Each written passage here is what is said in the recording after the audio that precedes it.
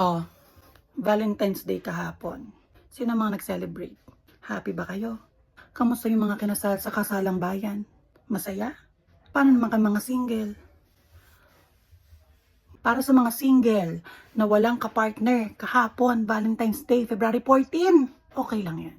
Ang mahalaga, alam mo ang goal mo sa buhay mo. Alam mo ang purpose mo. Hindi porket wala kang kapartner, ay feeling mo kulang ka. Isipin mo yung positibong bagay na meron sa'yo na pwedeng wala sa magpartner. Basta alam mo ang path mo, alam mo ang direction mo, at alam mo ang goal mo, hindi mo kailangan ng partner. For fun lang. Para naman sa mga magkakapartner at lalong-lalo na sa mga kinasal kahapon. Dito sa Kasalang Bayan, napakadami. Nag-over traffic dyan sa complex. Binabati ko kayo. At sana sa bawat ikinakasal ay alam ng bawat magkapareha ang kahalagahan ng marriage or kasal. Sana